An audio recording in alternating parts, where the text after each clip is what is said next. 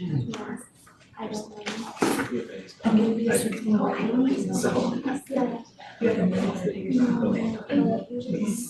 Well, no, It's interesting. the fellow is so they'll figure it out.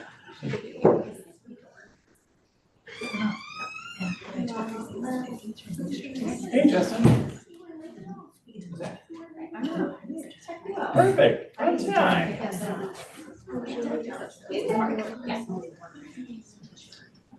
You are down between Gina and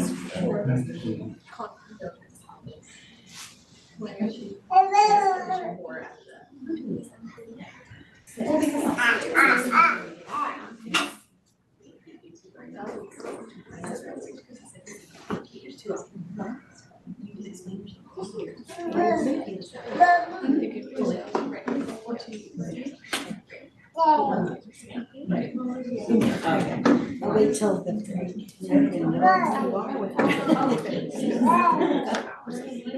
What did you point? Rebuild. What did it rebuild? Yeah. Because it annoys me. I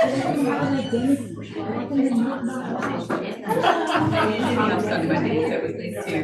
I didn't even know they had the uniforms. I thought it was just purple.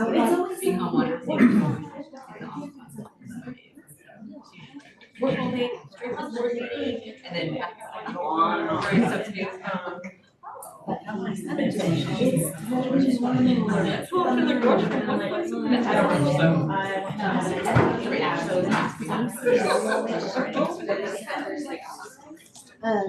Exactly. You watch sports. Not that often. Exactly. That's the point. But I do know they have home and away. Yes. you. Have you looked at baseball uniforms? Because they literally will change by the game. Yeah, it would totally mess you up. I'm always like, Michael, what is that? Why are you wearing that one? Oh, it's a such and such jersey for the Columbia such and such. It's like, oh, okay. Hey. We can start. And my head still hurts. How are you? I do.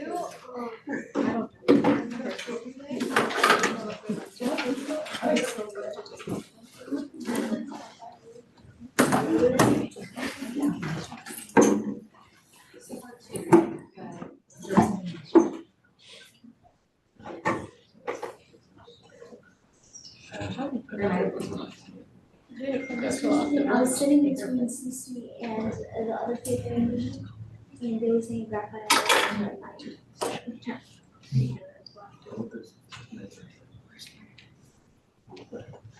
Thanks.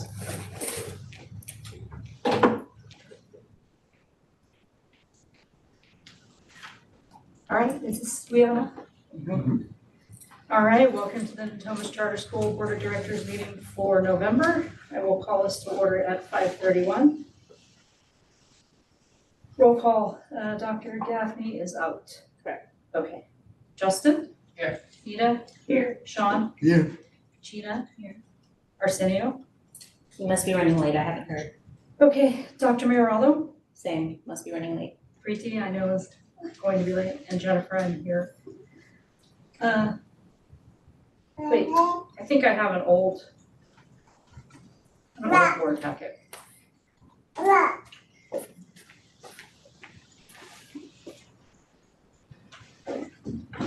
It's only a year old, it's okay. Mine was that way too.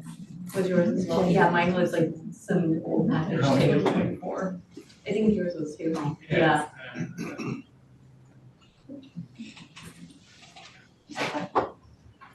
Thank you. Bypass. All right, we are back. We're in this year and even in this month. All right, student roll call, Luina. Here. Sydney. Here. Catherine. Here. Raven. Here. And it's Paula. Paula. Yeah. Okay, welcome. All right, let's start with the student information updates. Early College Academy.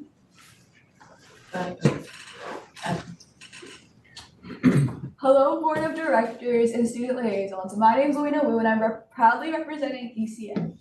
And I'm so excited to tell you guys about our school and what has been happening lately. On Monday, October 20th, till Friday, October 24th, ECA leadership sold Boo Grams. And basically, Boo Grams are basically like these candy bags, and you can buy them for like $3 or $4. If you buy the $4 one, you get more candy. And it also comes with a 3D printed ghost. And all of this goes back to ECA leadership. Then Tuesday, October 21st, juniors and seniors took the SAT. And then on the following day, Wednesday, October 22nd, sophomores and juniors took the PSAT. And then on Friday, October 24th, quarter one progress reports got sent home and students and parents saw their grades from quarter one. And then Monday, October 27th till Friday, October 31st, we had Red Ribbon Spirit Week. Monday we had PJ Day, Tuesday we had White Lie Day, and then Wednesday we had Wear Red. And then Thursday we had Dress as Your Future Self, and then Friday we had Halloween Costume Day. And my favorite day was PJ Day because you could just roll out of bed and come to school. And then White Lie Day is basically where you write a lie. And then Tuesday, October 28th, we had our Early Alive Assembly. Juniors and seniors went to an assembly in the gym to learn about why it's important to not do drugs and prevention. And also PFAA juniors and seniors also went to this assembly. And then we had Wednesday, October 29th, we had College Isn't Scary. And students went to a field trip to ARC Natomas Center. My friends went and they brought back me a brochure about all the associate degrees you get from ARC. And then Wednesday, October 29th, we had Mystery Night. ECA leadership hosted Mystery Night. Our vice president, Jacob, went missing, and the student's job was to find where he went. I really liked this event because I'm in leadership and we had to set it up. Friday, October 31st, we had our Halloween costume contest. ECA leadership hosted the Halloween costume contest, and me and my friends, we did a trio costume. We were 6'7", and basically 6'7" is basically this meme. I was 6, my friend was 7, and then our other friend was 67.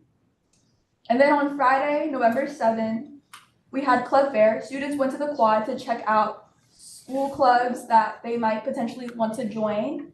And then I didn't put this in my board packet, but on Monday, November 10th to Tuesday, November 11th, no school. Students had a 4-day weekend because of Veterans Day.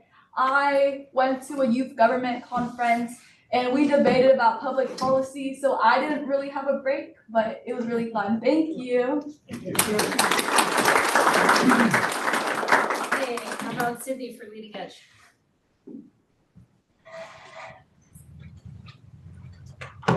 Hi, I'm Sydney Pettit, and I'm here to tell you what's been going on at Leading Edge for the past month. Sports update. Our volleyball and flag football season has come to an end, with volleyball almost getting to the championships and flag football at the championships. Our 6th grade basketball girls and boys season has started, and I'm scoring for basketball, and I used to score for volleyball. I'm still learning exactly how to do basketball. It's very different, but I'm learning. October 24th, our second session of Learning I've started, with everyone getting one of the electives that they want. I got DIY with one of my favorite teachers, so I'm very happy about that. Halloween week, which was October 27th through October 31st, was also Red Ribbon Week, so we had a Spirit Weekend rally. Monday was Pajama Day to put drugs to rest. And that day we also had our school counselor, Mr. Tony, which we unfortunately found out is leaving the school to pursue different opportunities. And one of our school nurses came into our PE class to tell us the most used drug at our school, sugar, and how it's really bad for you. Tuesday was Twin Day to find an accountability partner. Me and a group of 3 friends were all our accountability partners because the more the better. Wednesday was Sports Day to team up against drugs. Thursday was Hat Day to use your head and don't use drugs. Friday was Halloween to scare the drugs away. Friday was also the day we had our rally with a costume contest and a Halloween parade. My personal favorite costume was our PE teacher, Mr. Shane, as Mike Wazowski with a green wig and green tutu. It was my favorite. That very same week, we had Boo Grams. and where our ASB leaders sold Boogerams at lunch, which are presents you can get for your friends that would be delivered to them during their homeroom. This year, the Boogerams consisted of Croc Charms, rubber ducks, and a mini bouquet of flowers. Me and my friends all got them for each other, and it was really exciting to have it come during our homeroom because we didn't know when it was going to come. November 6th was Humanities Night. Humanities Night is where students show off their latest work in their classes, and parents get to know more about the teachers and what kind of projects they do. All the parents seem to really enjoy it. Thank you. Thank you. Okay, next we have Catherine for PFAA.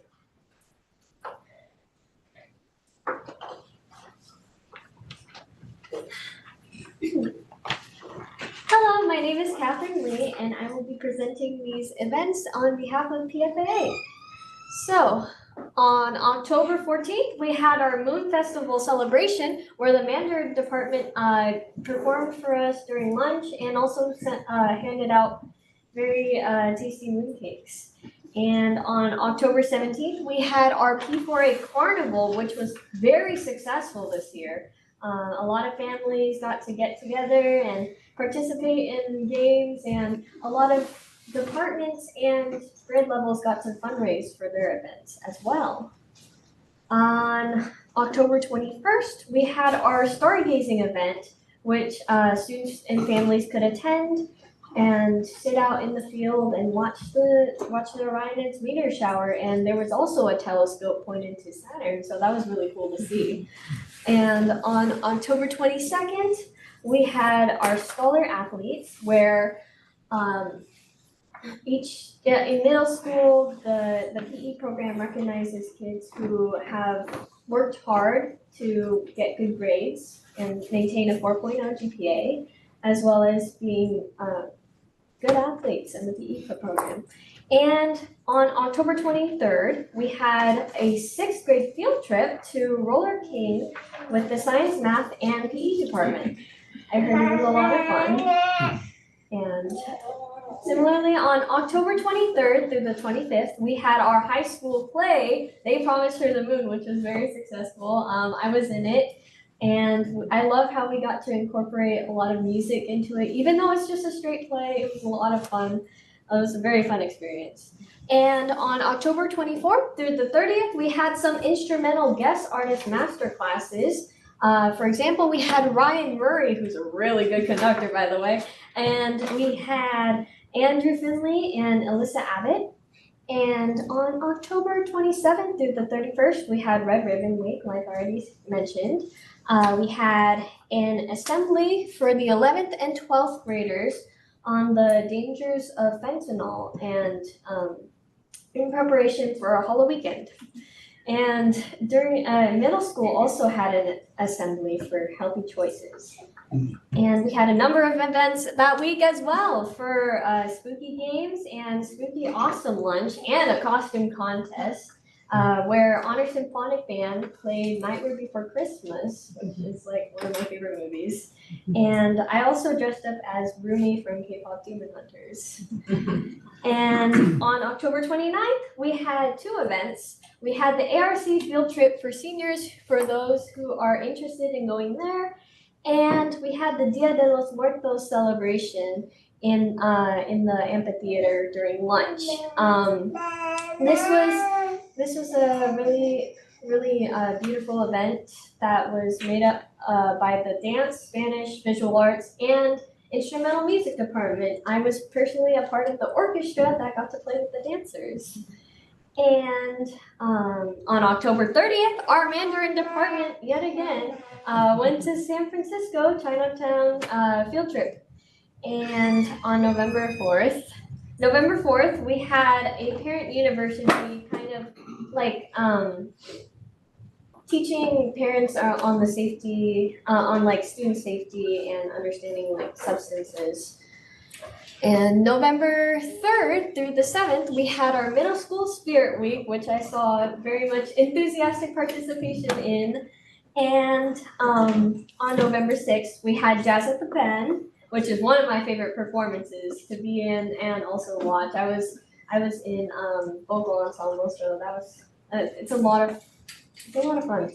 And on November 7th, we had our first middle school dance of the year, the Fall Ball, which I heard went very well from my fellow ASB members.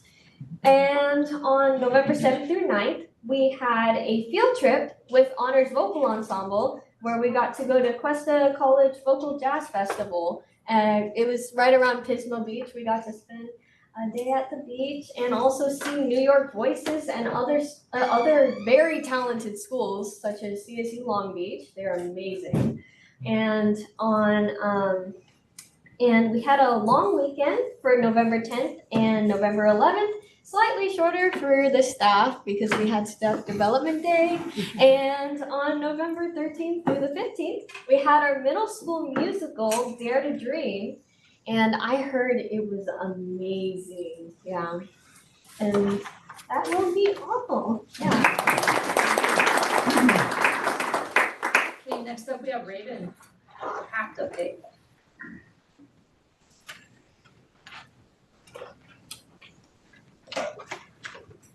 Good evening, my name is Raven Young and I'm a student representative at Pratt Academy. On October 24th, past students traveled to Santa Cruz to visit Seymour Marine Discovery Center. NOAA's education team led a guided tour and hands-on marine lesson right on the beach. It was a great opportunity for students to learn about ocean life, conservation, in a real-world setting. On October 27th through the 31st, we celebrated Spirit Week and our Harvest Festival. Leadership students planned a week full of themed dress-up days and fun activities. The week ended with our annual Harvest Festival, where students came in costume and enjoyed games, laughter, and time together. On November 3rd, the IPACT parent group held a meeting from 9 to 9:50 in Pact 1. The team discussed ideas for upcoming gingerbread-themed events in December. Next, on November 5th, the Parent Guild Book Club met to explore how to incorporate play-based learning into a child's school day. The following morning, November 6th, parents joined Principal Carter for a coffee talk, where the topic was numeracy and math sense, helping families understand how math thinking develops.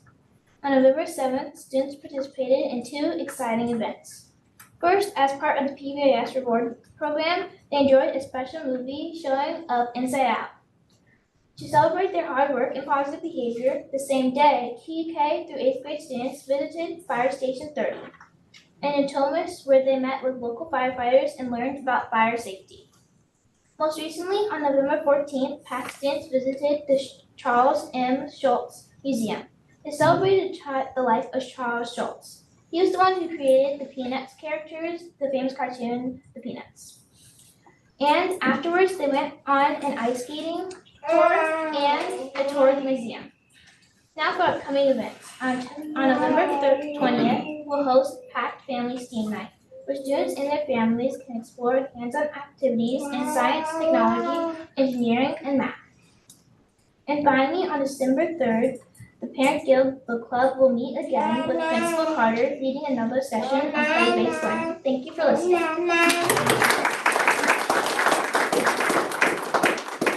Okay, Paula with Star.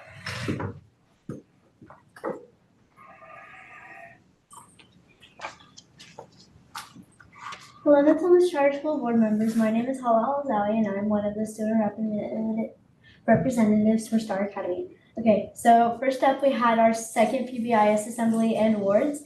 This time, attached to the Take Responsibility certificate was either free popcorn or cotton candy from the fall festival. We also had some students perform cultural dances to celebrate the Diwali holiday. Next, we also had the fall festival at Star Academy from 5:30 p.m. to 8 p.m. There were 20 to 30 booths, and to play games, you had to purchase tickets from the ticket booth. The class with the most visited people was my booth, of course. And we won a pizza party, and so our booth was pick your poison. You had to close your eyes and grab a random snack to eat. I very enjoyed that snack. And there was also food trucks, a spooky house, which wasn't that scary, and face painting. Another important week we had was Red Ribbon Week, which was planned by Ms. Kelsey, our counselor, and student government. On Monday, we had specials rotations, which were focused on healthy choices. During our art rotation, we made a cute little puzzle bookmark, and in the middle of the puzzle piece, we wrote something important to us or just something about health. Then we also had parent-teacher conferences during Red Ribbon Week. Our conferences are a time for parents to come to Star Academy and talk to teachers about how their students is doing with academics. Another important event we had during Red Ribbon Week was our costume parade. This is a yearly tradition for Star Academy. Students and staff wear costumes and we have some music. Some parents come to see and enjoy the parade. At the beginning of November, we had GLAD teacher training at Star Academy in 2nd grade. 8 teachers from Star Academy and teachers from all around the Sacramento area attended the training. Teachers learned about skills for teaching literacy, and again, we are very proud to be seeing models for other schools. Lastly, we are having the fall book fair at Star Academy this week. Last week we had a preview day to check out all the books and see how much money we have to bring. This week we will be able to shop during class or after school. Thank you all for listening to the Star Update. I hope you have a wonderful week. All right, thank you all for the updates. Let's see. Receive a hearing of the public for items on the closed session agenda. Nothing received with me, no online. All right, at this point, I will adjourn to closed session to consider and or take action upon any of the following public employee performance evaluation pursuant to Government Code 54954.2. Administrative Representative Dr. Joe Wood, Executive Director Evaluation and Employment, 549.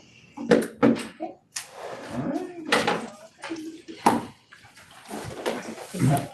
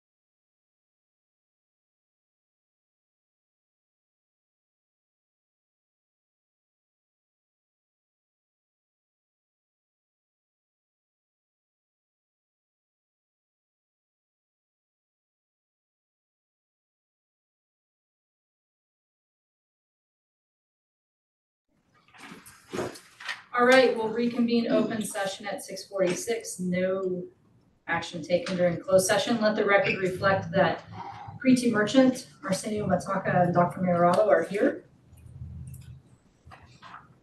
Okay, tonight's agenda. May I have a motion to approve? So moved. Thank you. Thank you, Gina. Roll call vote, Arsenio? Aye. Nita? Yes. Justin? Yes. Gina? Yes. Jennifer, I'm a yes. Dr. Mayorado? Yes. Sean? Preeti? Yes. Okay, nice work, folks. Consent items. Questions, comments? May I have a motion to approve tonight's consent items? I'll second.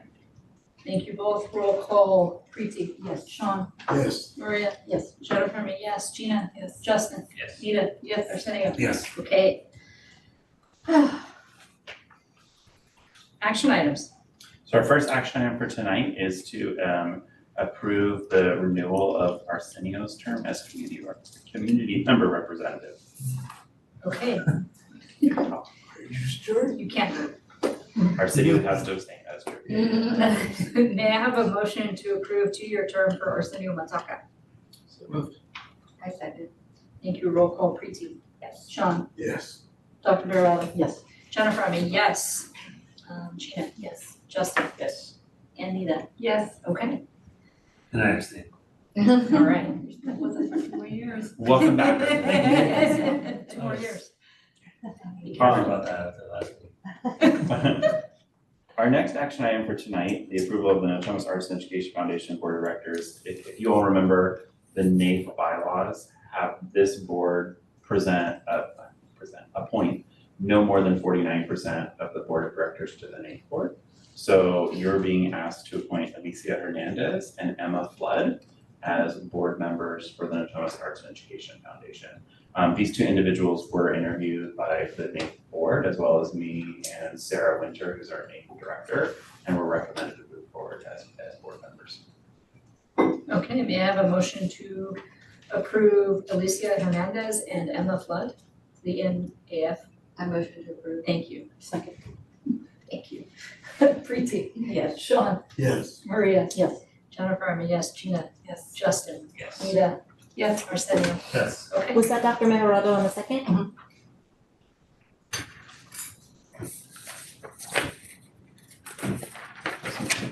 Okay. School calendars. Yes, so this is the annual approval of our next 2-year calendars, and so we have before you the 26, 27, and 27, 28 school year calendars.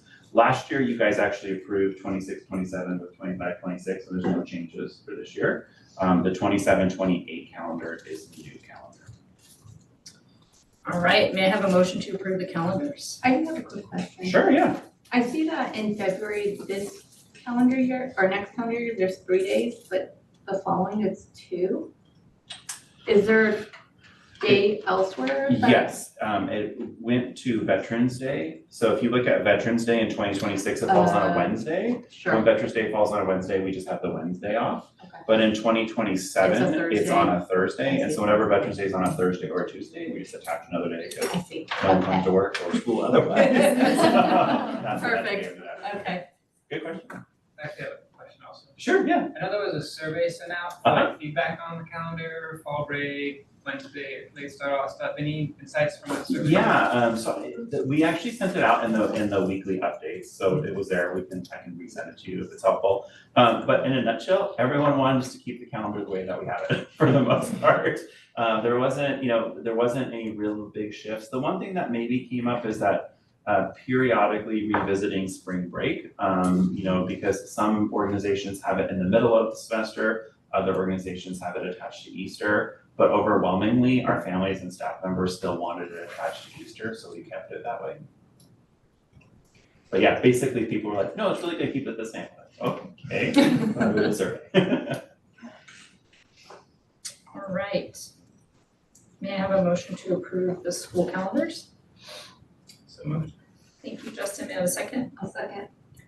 Thank you, Nita. Roll call. Arsenio? Yes. Nita? Yes. Justin? Yes. Gina? Yes. Jennifer, I'm a yes. Maria? Yes. Sean? Yes. Preeti? Yes. Okay. Laura?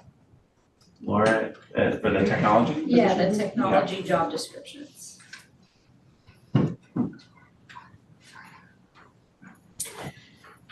All right, we have some changes to the technology job descriptions. Basically, the last time they were looked at was 2020, prior to the COVID epidemic. And technology's changed a lot since then, and we've gotten a lot more online systems, online programs, online learning systems, everything. And so the job has changed from kind of helping with tech issues on the computers to now, like, we're setting up whole systems, we're making sure everybody's safe, we're doing all sorts of things for the insurance company, making, you know, all these improvements. So so we decided we needed to relook at what the job descriptions were and make sure that they're more aligned to what it is that the IT staff are doing. Additionally, the titles were very old school. And so they also didn't really convey what it is that our team is doing. Because we are a small school and we only have 3 IT staff, whereas most school districts will have many. Our team ends up doing more than what you would have as a normal, like, general IT support. So we went through, we looked at job descriptions and titles from, I don't know, I must have looked at 7 or 8 different school districts around. And we looked at it and we talked with the IT team and really got down to, like, what it is they're doing. And so we came up with the title of Technology Systems Specialist 1, 2, and 3 for our current IT team, Gabriel and Nick, at that level. And so we have kind of realigned it. We gave them 3 layers so that as they're growing in their knowledge and their ability and taking on more leadership roles, they can move up through the system. I feel like it was a really great process because we did a lot of talking about all of the amazing things that they're doing. We also set them up with a system very similar to the teachers where there's 3 different columns. And so as they take on more leadership roles and things, they can move over and do more leadership. So very motivating for them. Yeah, so I think it's going to be a bonus for all of us to have them super motivated and have their job really reflect what it is they're doing. And then we did the same with, it was the IT manager is now the technology systems manager. And that is updating the language. It's no longer just information technology, now it's systems and, you know, being ready for cybersecurity and all of these things that we now need to do, and just updated the language and the tasks that are being done there. Any questions about the job descriptions, titles, or anything?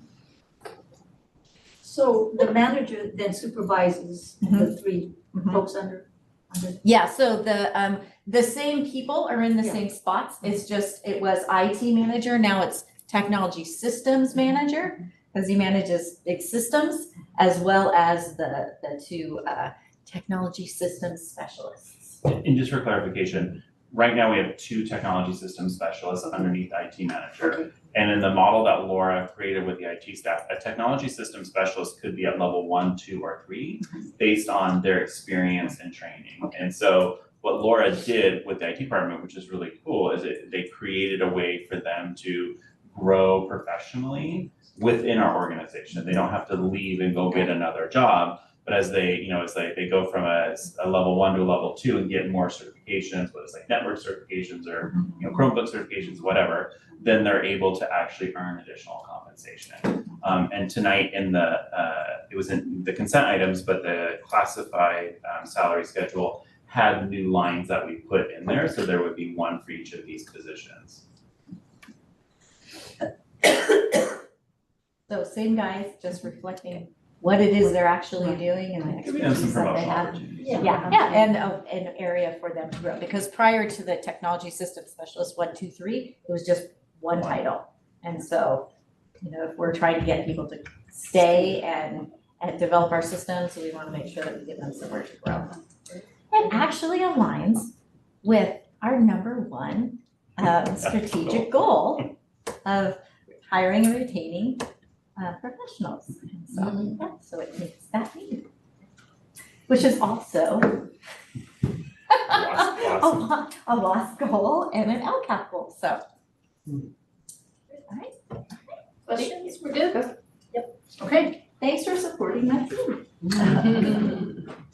May I have a motion to approve the technology systems job descriptions? So thank you, Dr. Marado. May I have a second? Second.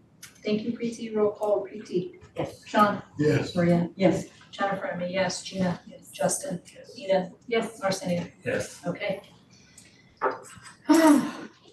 Petra, Policy fun. you're up next for a really long time. Bring a snack. We'll be there a while. The ones that Laura for tonight. Right. Good evening. Which one are we talking about first? Campus security. Okay. Stephen, what's the next one? Sorry, just anyway. That, never mind, it's okay. Okay, so we have 3 different policies that we're looking at this evening. Our first one is the campus security.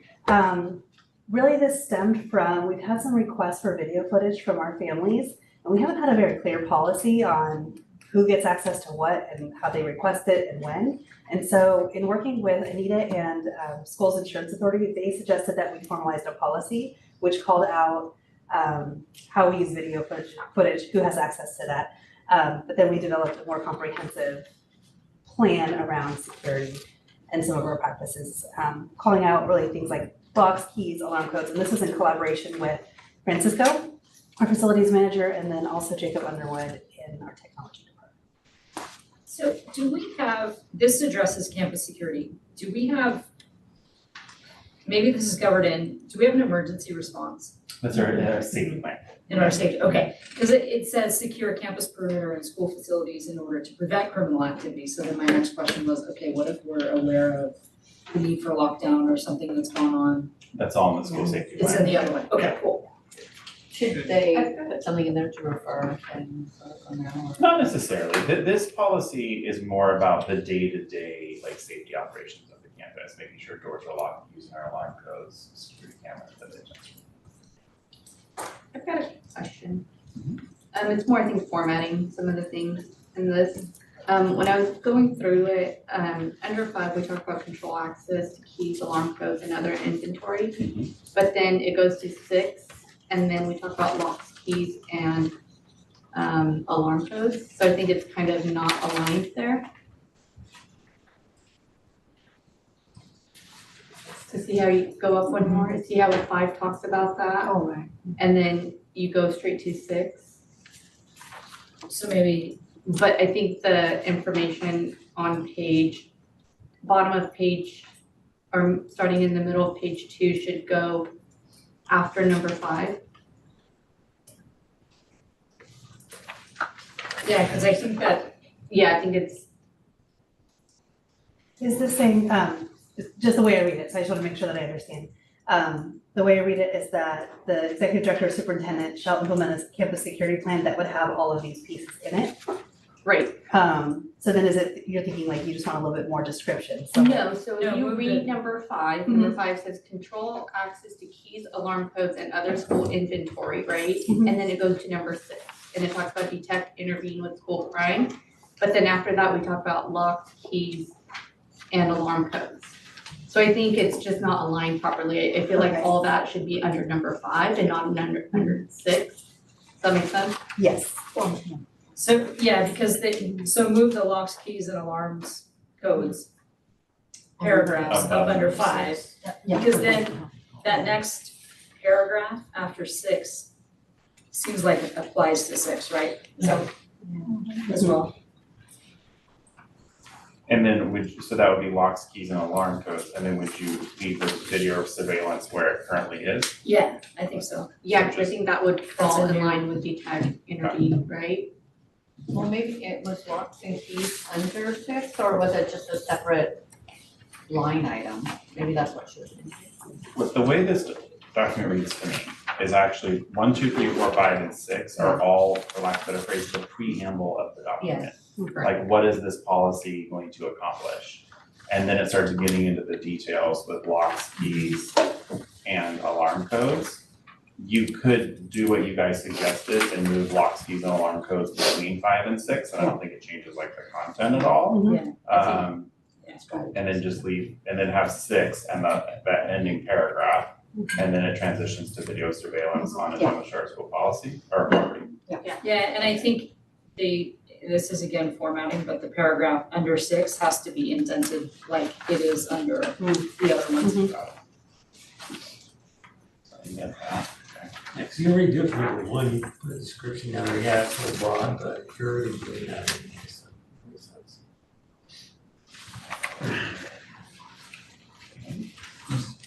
Anything else on this policy? How much of this would you say is existing practice and is just now being kind of captured, or how much of it is sort of new in areas where we realize we might need some guidance? That's a great question. A lot of this is already standard. Now we're just kind of codifying it into a practice. The video footage, it's, that part is where we're getting more specific with it, but the rest of it generally is our practice. When we talk about administrators, are we talking about like principals? Okay, because I know some of it we call out principals and some of them we say administrators. So I wasn't sure if we, Lining up. yeah. I'm happy to take a look. Is there a preference of the board? We've been to this, what did we say last time? We did this last time. Nita, can you repeat what you? So like, for example, when we start off, we talk about, the executive director, and we talk about in collaboration with administrators, teachers, and staff. But then, like, when you get to the section where we're talking about keys, we call out all keys used in school shall be responsible of the principal or designee. But then in certain areas, we call out, administrator or designee.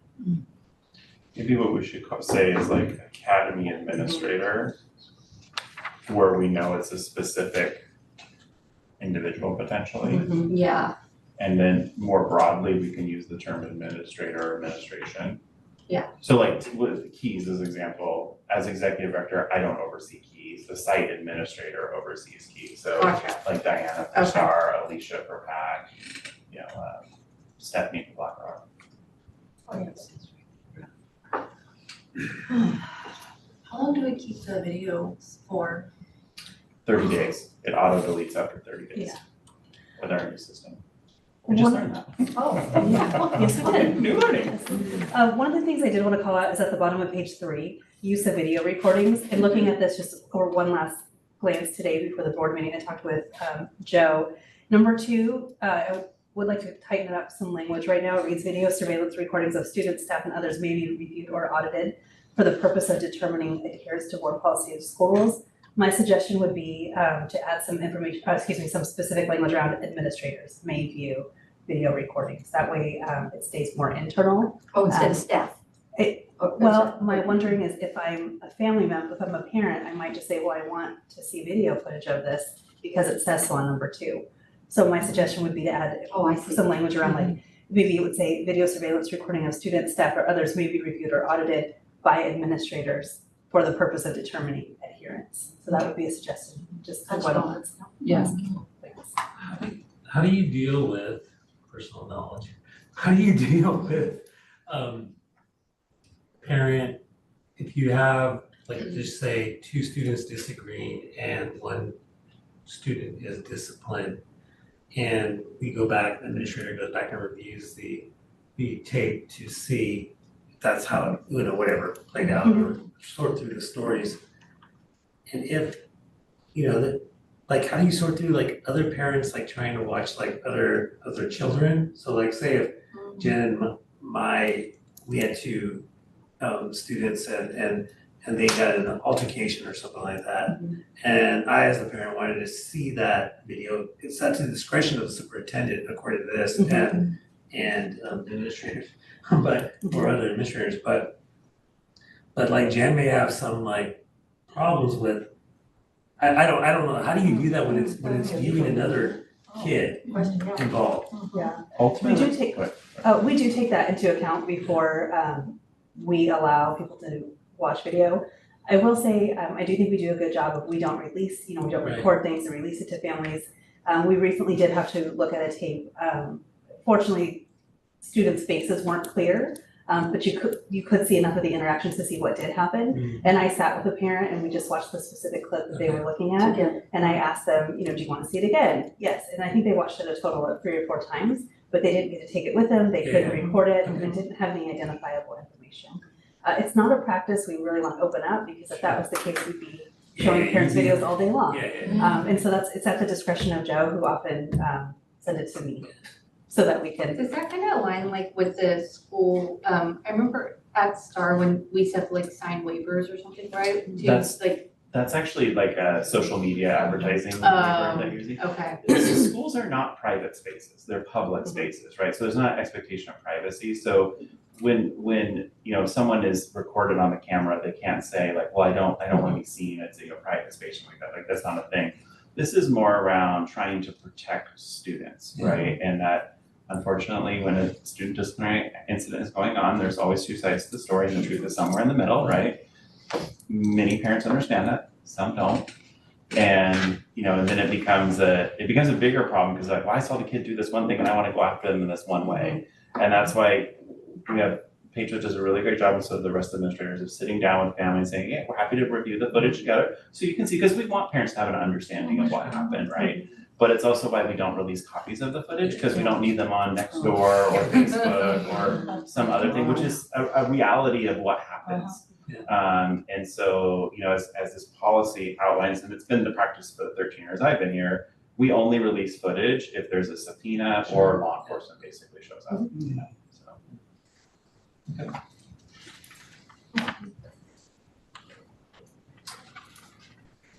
All right. We good with this one? Okay.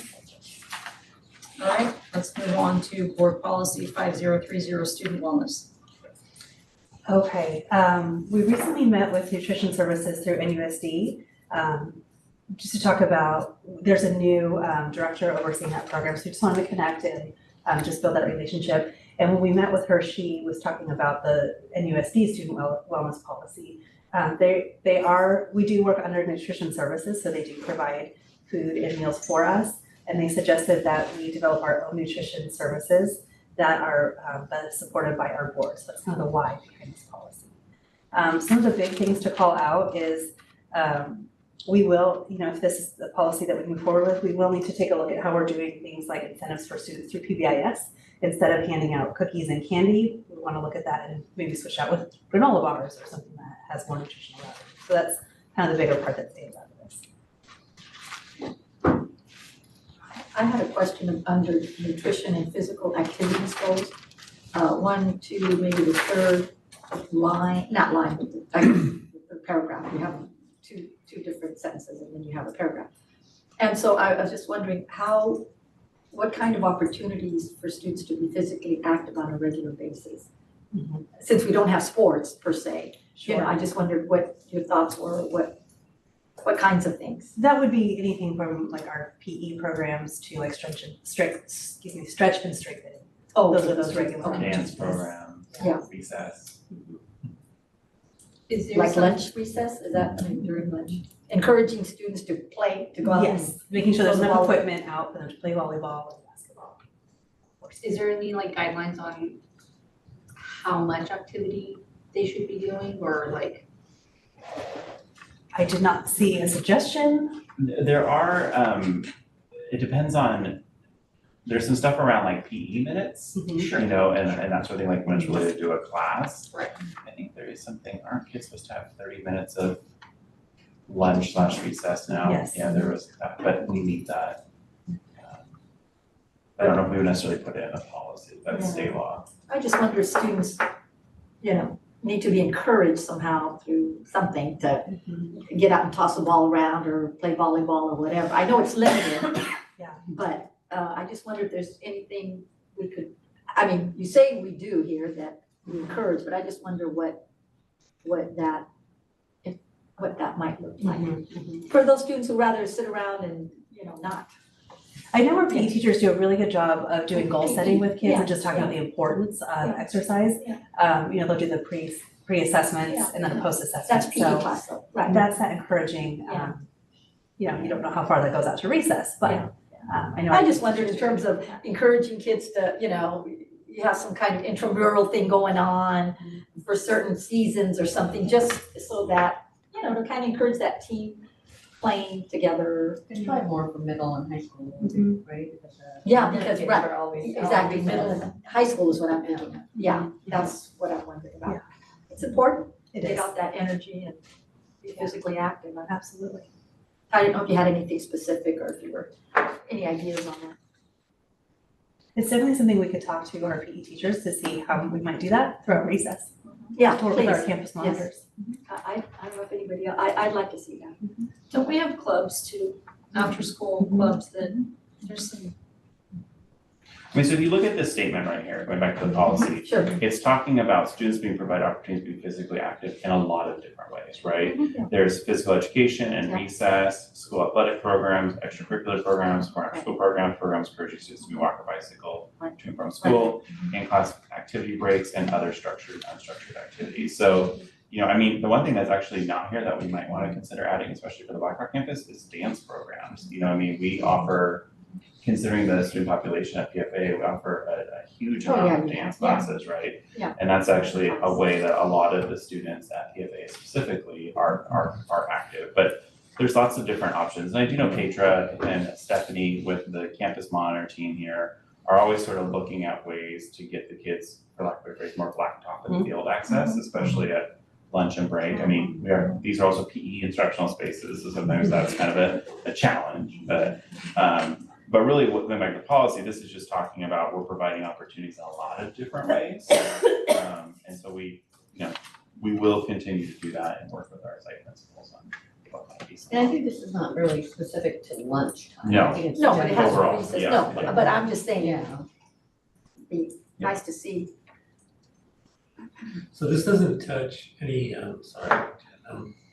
so this policy just is talking about stuff outside of like the food that is delivered or that nutritional services from the Thomas Unified is providing to the students here. We're talking about the other things around that. So this is what Paige was saying at the beginning, the National School Lunch Program requires that the board or the district has a wellness policy. Right.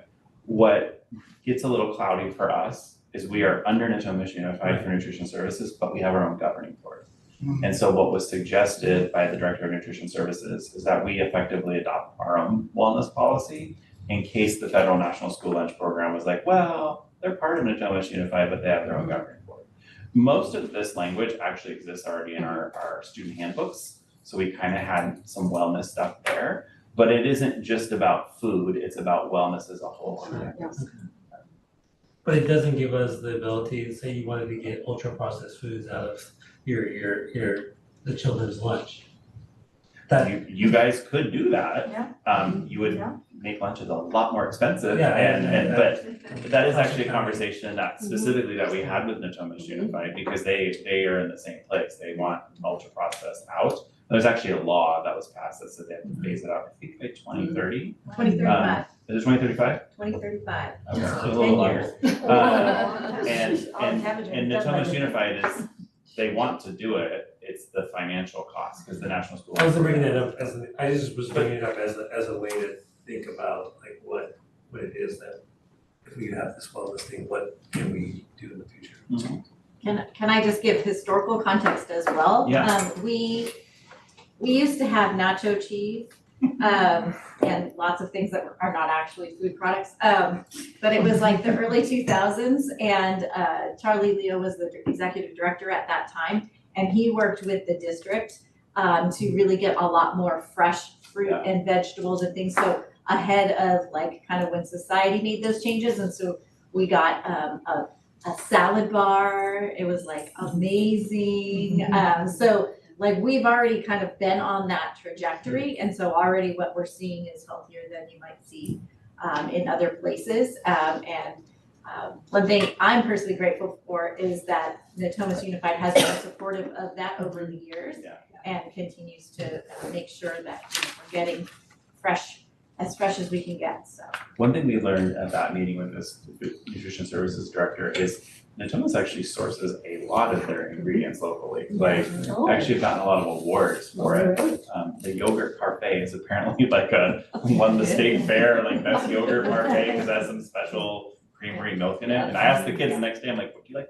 Like, these are amazing yogurt parfaits. Okay, I guess it's true.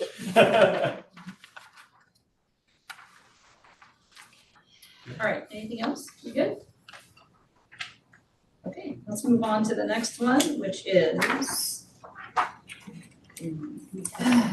board policy 5145.13, immigration enforcement. Okay, you guys just are not gonna get rid of me. Here to stay. So we developed this policy after Assembly Bill 699, and that prohibits schools from collecting information about families' immigration status unless legally required. And it mandates LEAs to establish policies limiting collaboration with immigration enforcement on school grounds. So in collaboration with our attorneys, we've been developing this policy. In this policy, it talks about the anti-discrimination harassment. We already have that outlined in our other policies, so that's just highlighted in here. This also really talks about how we verify our students' date of birth, that we don't record, or that we don't hold on to this information once we verified that. What we take for enrollment documentation and special program information. So when it talks about, like, this is on the bottom of page 3, when it talks about special programs such as language instruction for English learners, if a family discloses to us that their student is an English learner, it does not stop us from enrolling that student, just calling that out specifically. On page 4, it talks about sharing student information and the process for that it must be written consent, and it must have these components to it. It also talks about on page 5 our response to information requests, and then we see this on the news a lot in terms of agents coming to campuses, how we would handle that. And so it's all outlined in our response procedures, how we notify families as well. So it's a pretty meaty policy. Towards the end of the policy, it's really talking about support for our families. We have developed a caregiver authorization affidavit that we'll be encouraging all families to fill out regardless of immigration status, because you never know if one of you disappears or both family members disappear, someone there to take care of your child as well. So it's a pretty meaty policy, and I know it definitely is very charged right now, so questions on that? Yeah, so on that campus access for immigration enforcement, so what we're saying here is we do not permit officers to enter non-public areas. Non-public, okay, so what's considered public and non-public? That was my question. Public is, and actually you'll see our facilities crew has done a great job of putting out signage. The front office is not considered a private space because anyone can be. Right, okay, yeah. But, our campus is closed, so coming onto the campus, that's closed, that's a private area. And so you'll see on all of our campuses, there's signage that says, what does it say exactly, Ziva, do you remember? Authorized personnel. Okay, yeah, authorized personnel only, yeah, and those indicate that that's a private space. So then that means they come to the front desk, the front office, they can't get any further. Correct. And so they'd have to wait till after school, or not even in the parking lot, or how would that work? Do you have that in here? So the parking lot is a public space. Yes. Oh, okay. The office is a public space. Right. The campus is not a public space, Okay, right? right. Because think about Right, okay. where you have to get permission to enter. Right. If you don't have to get permission to enter, you're likely in a public space. If you have to get permission to enter, or you have to sign in, or you have to get a visitor's badge, that's all getting permission to enter. Then you're entering a non-public space at that point, and we have the legal right to control access to who comes into the non-public spaces. And so all the staff, front desk staff, all them know that if an ICE officer comes in, yes, they need to leave. Outside of if they have a warrant or a court order. With a specific name of a specific person or child? Yes, and this would be something too, I would not put all the pressure just on our front office staff, Well, this is something our administrator, so it's, if someone comes, it's like, and it's even called out in our policy, it's call the administrator, call the executive director right away. So how do you do it if they have a student's name? Is that what you're gonna say? You have that? It's no different if it was a student or Or adult staff. name. If they show up with a judicial warrant, then basically we receive the warrant and what we're going to tell the officer is we're gonna contact our legal counsel and then we will respond to you. Okay. And if they are an agent that has any sort of legal training, they should understand that is what we're being told. Right. And so what will our legal people say? What would If they it's say? if it's a legitimate judicial warrant, then we have to provide access. So if they show you the paper and you go over it with the legal folks and they say it's legal, then the kid goes or the staff goes. Yeah.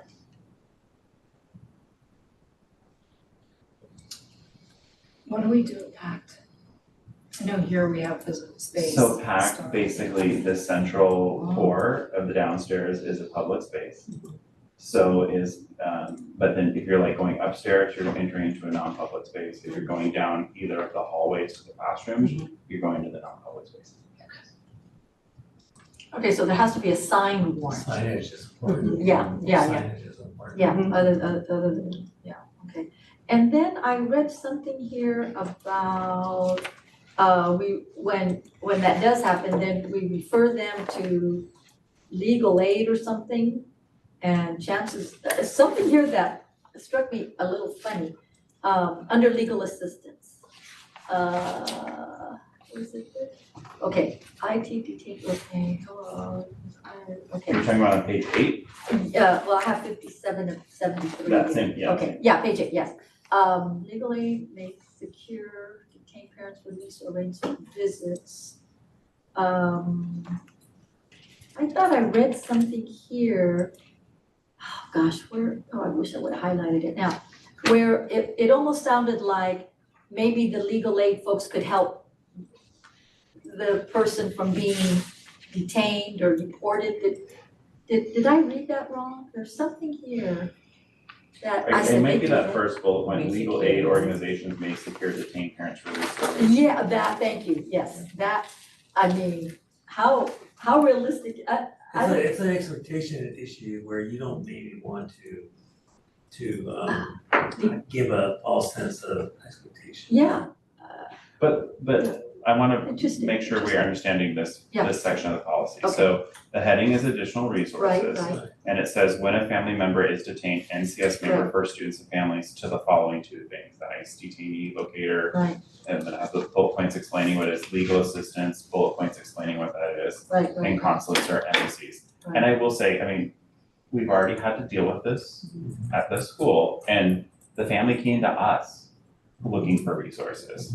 So I do think we need to have Yes, at least some basic boilerplate language here, yeah, we're not immigration officials right, right, by any stretch of the imagination, Right, right? But we're a school, right, and families look to schools to help them to connect them with community resources, right? right, And so what this language has in the policy is just a place for people to start. I know Petra is working with her administrative assistant, Michelle, and they're actually creating sort of a immigration resources page under student services so that, we can, because these are just some broad mentions of resources here, but here locally in the Sacramento area, as we've been helping one family, we're kind of learning like, oh, there's this resource and there's this resource.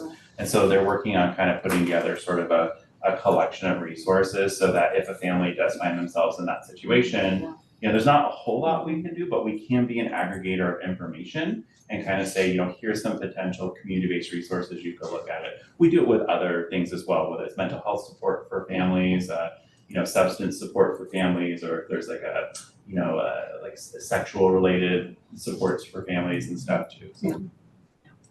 I think there may be a better, it's like, I get it, you're describing the resource, which is important, especially if some people have already had it, but, I don't know, I've been a legal aid attorney before, and just, you just gotta be really, with this policy, you just gotta be really careful, as with what expectations we set forth in describing what people do. What if we change the language to just say legal aid organizations, legal aid organizations to support families and students? You're going to, that's better, because you're not going to like the outcome, which is Yeah. figured out. because I never heard of that, I mean, that's not happening. Well, it's a great outcome if it happens, But but so rare. there's a lot of things that don't that, So we can change that sentence to say legal aid organizations to support families and students. That'd be good. With broader, Yeah, okay. yeah, good. Yeah. Wish they could. yeah, the other thing is like, I thank you guys for doing this because like, at the end of the day, Joe, I know you guys are gonna deal with this, but you put plans in place, but sometimes you don't put staff in a position to have to say, well, where's, your warrant, and, they say, get out of here, I mean, and so, and that's what, likely, in today's world may or may not happen, that's not on the table, and so I know we're dealing with this in our workplace and trying to figure out, like, how much do we ask of staff, like, to say, and then where it's just like, hey, you need to maybe just step back because you're not maybe responsible for, or maybe well versed to deal with for an ICE agent or something. I mean, I will add that even before all of this, schools are used to law enforcement officers coming on campus. Like, they come on campus for other reasons, to serve a divorce decree, other sorts of serving of papers, right? Or child protective services related to that sort of thing. So our front office staff is generally comfortable with like, oh, hi, officer so-and-so, show me your badge, I'll get an administrator for you, so, barring if it has that similar sort of format. But part of why we're having you guys go through this policy adoption is it also gives us a place then to start doing professional development with staff. Once we kind of have a solid policy, the website's sort of built, then we can reinforce the practices that we already have in place in our front offices. So one question, under the additional resources section, there's a note, it says use this, it's referring to the ICE detainee locator. And it says use this only to locate detained individuals. NCS never refers students, parents, or guardians to ICE or immigration enforcement for general immigration status questions. What does that mean? This came directly from our attorney, I don't actually know. I think what it's saying is that what is the purpose of that ICE locator website? Is it necessary to have it there? I mean, I if don't- we just give some like reference points and not necessarily give like bullets below Note it, and- Yeah. Yeah, because that sentence doesn't make sense to me. Which sentence? The note that says Oh, I note. see, the That no. they The don't, note. that Use we this would not only, tell them to go never to refers- them for questions. And we can follow up with our legal counsel on what was the intention of that particular bullet point. Or maybe Well- it needs to be clear. Yeah, Yeah, I think once we get a little clarity from them, we can Yeah. come back with some suggested language. yeah, because So, two situations where I'm wondering if this policy addresses it or if we should address it anyway. So what about those instances when the campus is more of a public environment, like a fall festival event or something where people aren't really being screened or prevented from coming on campus? Does the same rules apply, or how does that work? Nope, you are now in a public space. Yeah. And then what about NCS events, off-campus graduation and something like that? What's the policy there? Graduation's an interesting one because it is a secure event. You have to have a ticket to go in, right? Let's use like the kids are performing at Fulanea Festival at Folsom Lake College. That's a public event at that point.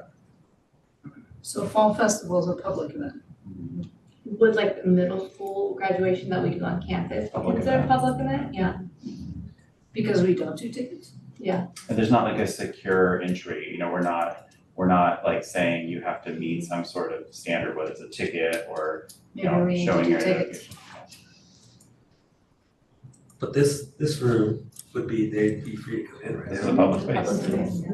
So that's one instance where there are places or at certain events where you're inside your school, it becomes a public If space. a member of the public is allowed Sure. in without having to, go through some sort of, like a after-school basketball game or something like that, right? Football game at Intercom High School, like those are all public events.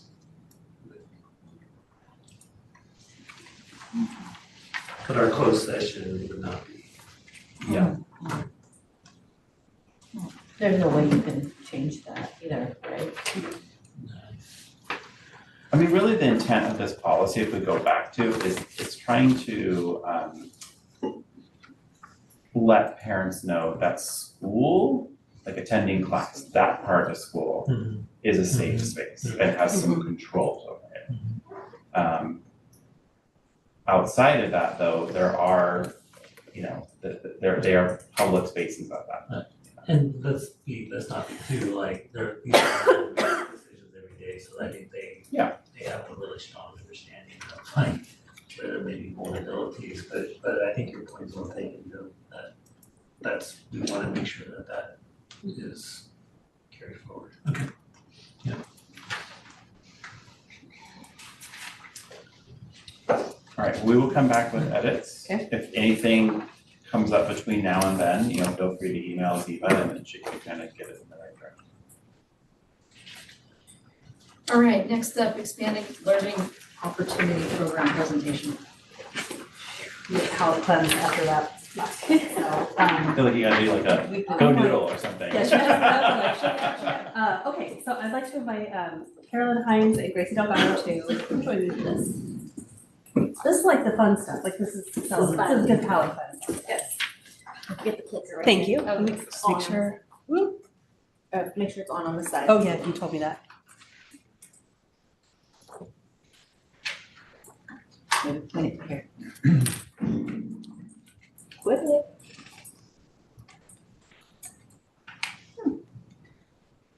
Okay, are you good? Yeah. Just advancing. Next time. All right, so this evening, I have Gracie Delgado, who's our before and after school supervisor, joining us, and then Carolyn Hines, our associate principal from Star Academy, joining us for our ELOP update. Thank you, ladies, for sticking it out through longer. Appreciate it. Lots to celebrate tonight. So tonight, what we're going to be doing is we're going to be just reviewing what is the purpose of ELOP. We're going to be giving an exciting update from SCAPE and Knights Landing. They'll talk a little bit about our student worker program. And then we'll talk a little bit about specifics around our ELOP programming currently and where we're going both at Star Academy, Leading Edge, and PFA. So first, and I know we've talked about this before, but just to kind of re-ground everybody, what is ELOP? So it stands for the Expanded Learning Opportunities Program. This program came out after COVID, and the program was designed to catch up on learning loss that happened during the pandemic when schools were closed. Really the intention of the program is it does provide funding for schools to support things like 9 hours of daily opportunities for students, as well as 30 days outside of the school year. This could be during breaks, this could be during summer, and really targeting before and after school programming and developing, it's this opportunity to really hone in on academic skills, engage in social emotional learning, and then to really build on the interests of students. Really this was intended to re-engage kids into loving school again after COVID. So we do provide a lot of opportunities in before and after school and summer, but in terms of who qualifies for scholarships, the ELOP grant has identified the unduplicated student counts. So our English learners, any student who receives free or reduced lunch, students in foster care, and students who are considered unhoused qualify for scholarships for our ELOP programs. Just to give you some data of how many students that is, and I know it's really tiny, but I wanted to give you the data of the percent of English learners at Star Academy from this year, which is 11%, and then you can see just for comparison, last year it was 9%. Over at Leading Edge, you can see it's 4.4%, PFAA 2.7%.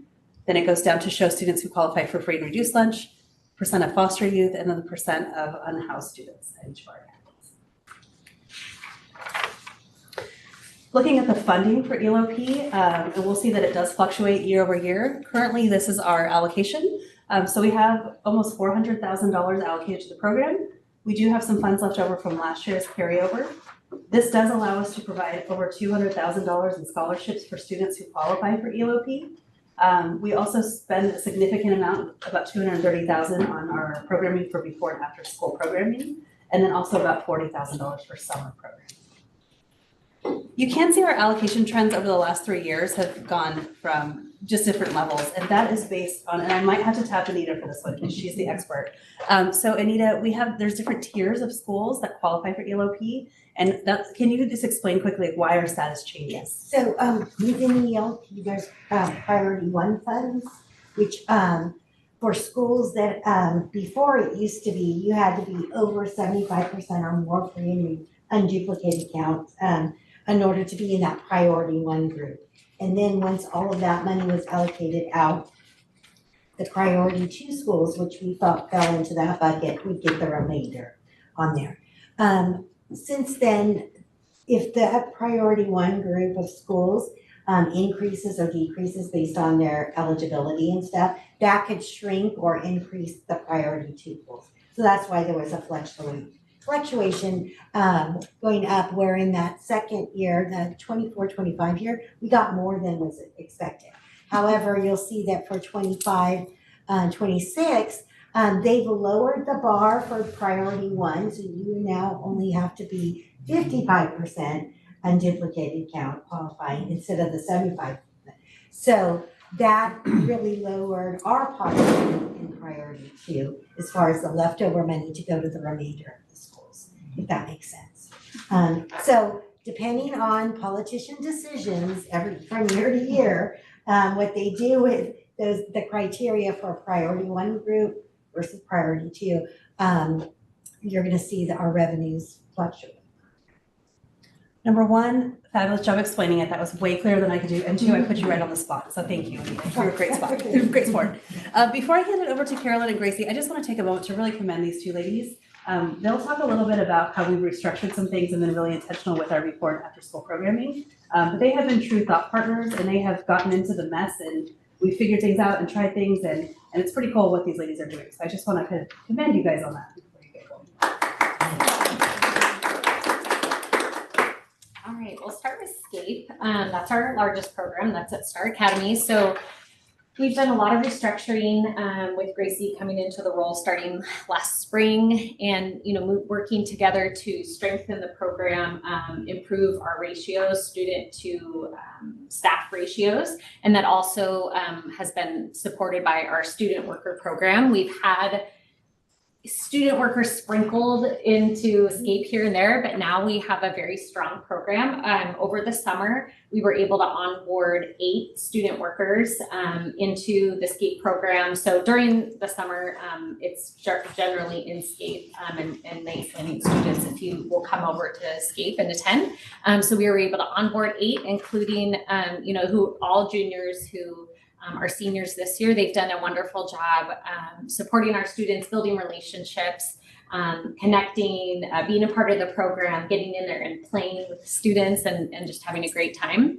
But as far as the restructuring on the SCAPE campus, or in Star campus, but in SCAPE, we've worked really hard to build in what are called campus support aides. So we have our campus monitors who supervise lunches and recesses, and then the campus support aides support with some of that supervision while people take their lunch breaks, and then but primarily their focus is the before and after school program. So they're supporting students after school hours, in the mornings. They're helping us ensure safety. They're helping us support students with academic activities, arts, crafts, and then also helping our students get to their enrichment classes, which we'll talk about in a little bit. In the past, SCAPE was structured into TKK, and then first and second were kind of a group, and then third and up. We've actually broken up all the grade levels into grade level bands. So we have TKK still together. It's a fairly small group. And then we have all of our other grade level groups separated. We've also changed the spaces that they now reside in after school. So we have first and second grade with on and off with TK in our gym area. So it's much less congested. And then our third, fourth, and fifth graders actually use classroom spaces to be able to break off into smaller groups, to be able to help those older students focus on homework help and do a little bit more of, like grade level appropriate activities. And it's also our larger group, so it helps kind of just for students in a way that ensures safety. And then we've done a lot of things. Also, Gracie can touch on this more with the ProCare app, whereas before we had a desktop version. We are using the app now, which allows our staff to be able to check in students on the iPad in a variety of locations, so we don't have a long line of students checking in, which has increased our efficiency. It's been able to increase efficiency with our systems, snack time, all that stuff that takes a lot of time and actually caused, students, some stress and waiting in line, caused some problems with students. That's all improved greatly. and increased our capacity of our staff members. With Petra's support, we've also done mystery boxes, which is a really fun, kids these days love surprises. So we have boxes full of fun stuff that we break out at certain times in the program, and kids really love those. They're high interest, engaging, fun things, include card games, some kind of STEAM, sensory hands-on activities, and the kids have really loved those. And then we've done a lot of team training together, Gracie and I, on our staff development days to support our student workers and support the program as a whole. So we'll talk about this one. So I believe this year is the first year we separate our, grade level after school. So we have third grade, fourth grade, and fifth grade in separate spaces. So we pretty much focus more on when it comes to like hands-on on kids. So we separate fifth grade, fourth grade, and third grade from second and third, and then at some point we mix everybody in so they can have like a This is more a private time student. with their stuff too. He's working on homework. This is Mr. Gabe. He's working on homework with fourth grade student. This is some of our younger students. Again, they're the ones that are located in the gym. And then this is, I believe, third grade in the classroom setting, and they're working on some arts and academics. So now we're talking about Nice Landing. It's pretty much Nice Landing is a space for a safe space for all, including staff. Through the day, it's pretty much open for anyone to come in and work on anything. It's about 40 plus a student daily. Sometimes we get less, sometimes we get more. But it really depends on the day. If it's a rainy day, we definitely get way more kids. During the morning and the afternoon, we get way more. The Nice Landing is supported by our program specialist, Giovanna Santana, and he's also supported by two student workers, seniors also. We just do arts, crafts, and sport on hand. Depends on the weather. We can let the kids go out and block up, just keep moving after school. And then we also get support by study hall and academic support when it comes to like leading edge study hall. And then PFA, we got some academic support with certain teachers. Yep. And then our latest celebration at Nice Landing, it was Dia de los Muertos, the Day of the Dead. We just try to make sure the kids, learn when it comes to the cultures, be aware of what's going on. We try to implement more culture when it comes to like everyone, so everyone can get involved. Everybody can learn about other students, and then just for everyone to have fun, making crafts, and then be part of it. And then for our student workers, after the summer, we kind of looked at, who was, which students really, sort of their skill base, and also, what students really also had transportation and which ones didn't, because STAR is obviously off this campus. So we settled on having 6 students that work shifts through SCAPE during the school year, and then 2 that are kind of based in Nice Landing. We do have some students that are available because seniors have a little bit more flexibility in their schedule, so they sometimes support us in morning shifts in SCAPE, especially on our late start Wednesdays, which has been a really big help. That's when we have the most students at STAR in the mornings. Also, they have the flexibility and sometimes enjoy coming and working during SCAPE when they're open during school breaks and holidays. So that's another bonus, as students enjoy, having that ability to work during those times. When we laid out job duties for students, our focus was on 3 specific points: engaging students, building relationships, so students engaging students, leading by example, providing supervision, and ensuring safety. So those are our focus areas with our student workers. Again, so much positive impact from these student workers, increased capacity, students talking all about, these student workers when they're not there, doing the students workers coming in with their own fun activities, like Michael Wood coming in and doing Michael Wood trivia with the students. But lots of fun. The kids put their own spin on things, and just, it's awesome. It does connect to CTE experience and gives students that work experience. So when they graduate, they have something on their resume, and we hope sincerely that if students are staying in the area, that they might just come and, take some hours in SCAPE. Our former student worker, Antonio Contreras, who is Marcela Contreras' son, he's a PFA alumni, graduated last year. He is now one of our full-time workers in SCAPE. It's so amazing. He's one of our strongest, awesome staff. He's able to balance his schedule at Sac State and also support us, and it's been amazing. So we're building this workforce that also helps enrich our program, and the longer we have people there, the stronger our program is. The retention, which aligns to our LCAP goals.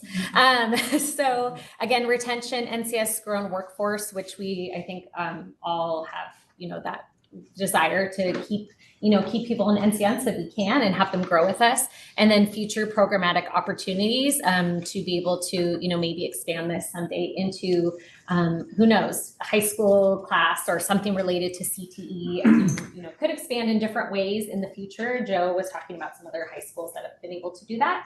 But just has a lot of open doors and opportunities for the work that we do here at NCS. And here's some more of our student workers in action. Student workers, you might recognize some of them, all seniors, just having fun, enjoying their work in SCAPE and Knights Landing. And then enrichment.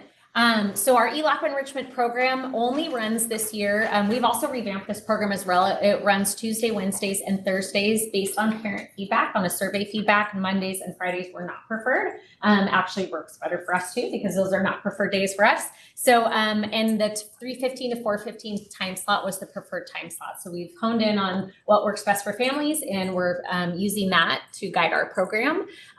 This year, we're prioritizing NCS staff instructors. Our NCS staff have really enjoyed being a part of this program, providing programming. The students love having the opportunity. I can speak as a parent whose child had participated in enrichment classes, the love of being able to either take a class from a teacher or a teacher in your grade level, and just the joy it brings. So in upcoming sessions, we have winter session coming up that we are planning for, and then we will have a spring session as well. Some examples from fall and spring include art club, which is well loved. It's been going on for many years. Also social skills group with our counselor. We've had a running club in the past, cooking and baking, gardening, and more things to come. Oh, and here's some enrichments. This is gardening, art club. This is Keisha Stroder's sports club. And that kid is okay. Yes. This is 5th grade and 4th. So they're, we know how they are. And then this is embroidery. They're doing awesome things in embroidery. Carolyn talked a little bit about our ELOP programming over at Star Academy. Here at our Black Rock campus, our leading edge and PFAA students do have opportunities. We're really focused on the academic side of things this fall. Just as an aside, I just realized I didn't say this earlier on. ELOP is intended for site-based academies only, so that's why you don't see PACT or ECA. So I forgot to mention that earlier. So for leading edge and PFAA, we are really focused on academics. Our teachers have done a great job of identifying these kids need this skill. And so these are the 20 kids I will be working on with this exact skill. And so they really honed in on the need. They're doing pre-tests and post-tests to just measure growth over time. And Laura is partnering with me just to make sure we're really monitoring how we are academically growing our students through the program. For the spring session, we will be taking on some more academics. I'm going to mirror what we did over at Star Academy in terms of getting community input of what do we want to see, what kind of enrichments do we want to see at our Black Rock campus, and those will be implemented in our spring session as well as the academics. And with that, there's a lot of information. Questions?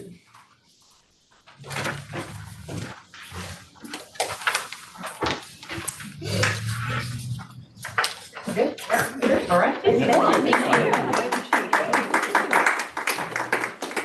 you.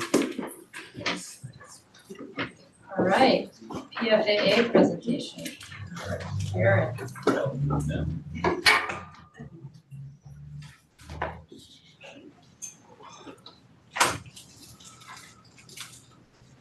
All right. Look, sitting on those stalls, the tall stools back there is not actually that comfortable. It's not a good decision. Is this on? It is, but it wasn't working for me.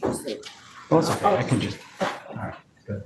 Hi, so, hello, welcome. So today we're going to talk about PFAA and then the first few weeks, what feels like few months really is from a few months of the semester this year. And so our theme this year is engage, create, and achieve. And so that's kind of what we structured this presentation on.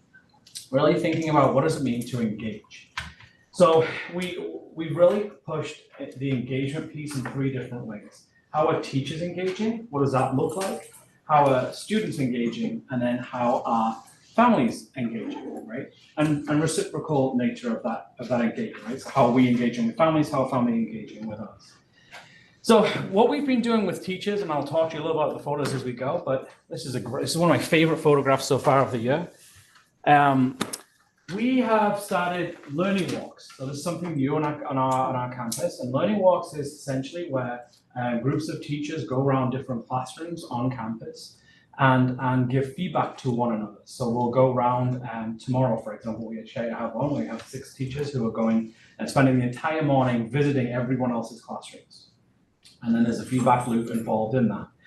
We literally go and learn. We learn about practices that are happening across campuses. We learn about consistency that's happening across campus. This one, everyone's smiling and happy. You can see it's actually before students arrived at school. And so this is like as fresh as we get as teachers. And this is called a ghost walk. And what that is we actually went in everyone's classroom together before students got there, so we could talk about what it looks like to live and be a student, what are they going to experience in that environment, and also so teachers could see what was going on in everyone's classrooms. So far, we've got really great feedback from this process, and like I said, so we're having another learning walk tomorrow morning, but that's something we knew that we've implemented this year, which has been really fun. We've also restructured staff meetings. So staff meetings have gone from the actual once a month we have an all-staff meeting, and the tradition has been that the administrator has stood up and provided lots and lots of information to staff. We switched that up this year. We do a 10-minute quick nuts and bolts, and then the rest of that time is actually teachers teaching teachers. So what we are focusing on is instructional strategies, instructional practices, and the expert are the people in the room. And so we've completely we've framed what that staff meeting should look like so that we are learning and sharing and collaborating ideas as much as possible this year. We've shifted some ideas like field trips are now being called field lessons. So we want to differentiate between what does it mean to go on a field trip to, let's say, Six Flags at the end of the school year versus what does it mean when we go to Chinatown? And that was a recent trip that the students took. And actually go and learn about the historical, cultural nature of that space. How are we connecting that to classrooms? What are we bringing back to the campus and the community? So we've reframed some of the language around what that means. It's when students leave campus, what are they actually doing? How are they experiencing it? And that could be anything from, like I said, Chinatown, to going to Roller King, where they actually do a full lesson about it's a physics lesson about motion and speed. They're wearing heart monitors. They come back to campus and they wear and they actually use the information they've collected on the heart monitors in their math classes and their PE classes. So we're really thinking through what does it mean to give different out-of-the-box experiences when we go out there. And then engaging with families. So we are, give me 1 second.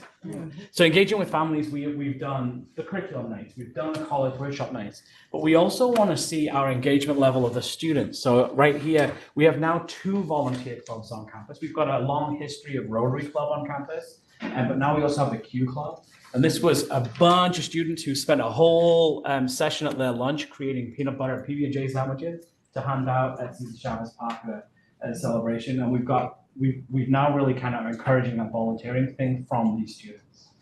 Up at the top, and this is where I'm going to introduce Mrs. Prettle, but we're also focusing on celebrating students through PBIS, through ROC. And this is where kind of Mrs. Prettle this year, Elsa, is taking charge of that. So I'm going to stand aside. Great, and Ziba, now you can move to the next slide. Thank you. And we really wanted to show that PBIS data, and I appreciate that. So we are in our 2nd year of implementation of PBIS. We have seen a big improvement. So here are some numbers regarding our ROC tickets, which we give when students are doing, following expectations, doing something great. So last year, for the entire school year, we gave just under 4,000 tickets to about 686 individual students. We recognized 91% of the entire student body, which is not bad, but when we broke it down to high school versus middle school, we saw the high school was falling behind a little bit. This year we've really rallied our entire staff and including the high school staff. And so far, and actually I just ran the numbers tonight. We are actually now at over 3,000. We have almost 3,200 tickets. So the almost 4,000 from last year, we're going to pass that, I think, by February, definitely, maybe even January. We have now about 4 tickets per student so far this year. So again, that's going to be very different compared to the 5 for the entire year last year. The 98.5 of the student body being recognized so far is actually now 99.7.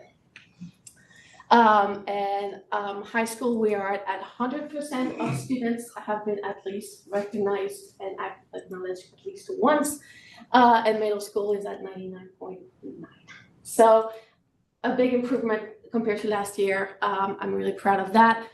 We have a PBRS store coming up. That is not in process yet, but we should be opening right after Thanksgiving break. So students will be able to exchange their tickets for different things, whether it's one ticket for chips, or a keychain, to I can't remember now how many tickets it is, but have lunch with staff members, or for high school students, exchange a few tickets to park in my parking spot for one day. So there'll be a few things. Our PBIS staff is also growing. We have included 2 more staff members this year, and we are improving our tier 1 so that we can move on to tier 2 implementation from next year. Goodness.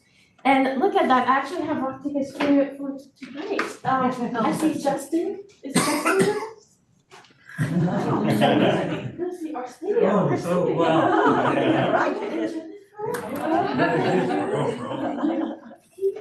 that any good?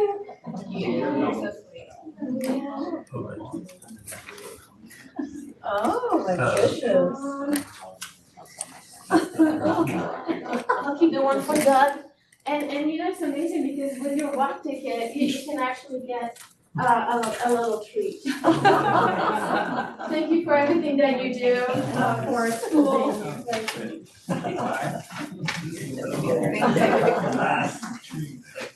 So that is hopefully we'll get that good feedback as well when we open up our PBIS store. Our other way to engage students this during first quarter was our September is Attendance challenge. We ran it for 3 weeks, and it was an advisory challenge. So we looked at the attendance rate for advisories as a group. We challenged them, we gave them the attendance rates from the last 2 years, 96.55 in 23 and 96.19 in 2024. And we gave them 2 goals.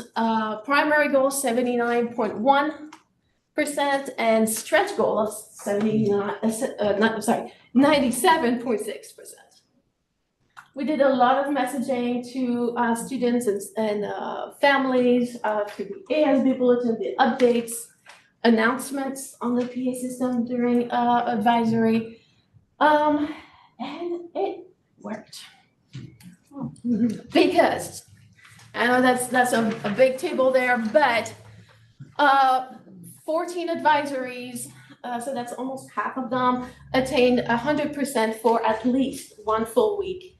2 of them actually attained 100% attendance for the first 2 weeks.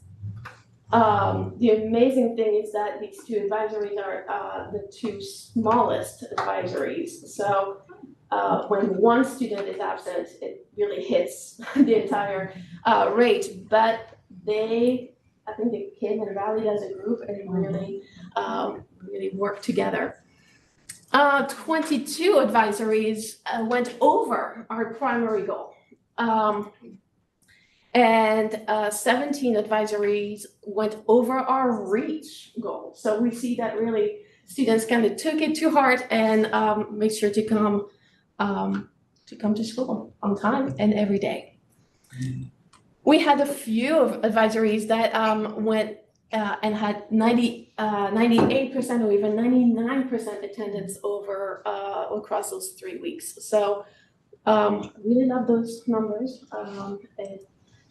It was quite amazing to see. We will do that again during spring semester. I'm sure of that. Okay, so you look out for that in January, and we'll be doing this again. It was a really successful piece. September, if you don't know, is National Attendance Month. So that's why we chose September. And January is typically when we see the biggest dip in attendance after winter break. So that's why that was intentionally chosen. Okay.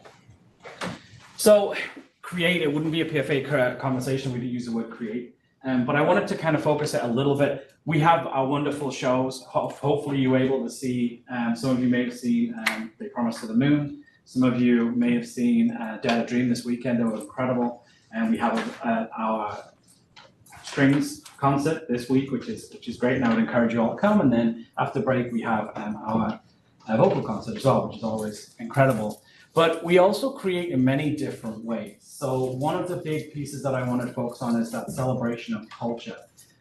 Two major, now what have become major events on the PFA campus is the Mandarin Moon Festival, and then the Dia de los Muertos celebration that we have. I'm not sure if anyone was able to make the Dia de los Muertos, but that celebration has become a huge event now. And I think Catherine spoke to it earlier with, not only do we have our incredible dancers, so this is a Dia de los Muertos, but we also have live music playing all the way through. So the orchestra combines with them. We have our Spanish department out there, and we also have altars throughout campus with ceramic students who've created, whether it be kind of honorary things, or it could also be these trees of life pieces. So that and we have students out there talking about them all. And that's what's really important, is the messaging, right? Is the communication. So we're really proud of being able to do that. Some of these images, this is actual cast for They Promise to the Moon. We actually were able to get the author of the play to come up from LA, and then she worked with our whole students for a whole day on that. And so we were really proud of that. And then we also create these opportunities. I think One Voice, I know that some people know you guys know all about One Voice, but the most recent one was One Voice Baja. So we create these opportunities for students to go outside, not just of our school or our city, but actually outside of the country, into Mexico, and have intercultural exchanges with students. And just the stories that came back from that trip are phenomenal. And then finally, on that create piece, I wanted to I'm really proud to share that we're collaborating with other schools in Sacramento.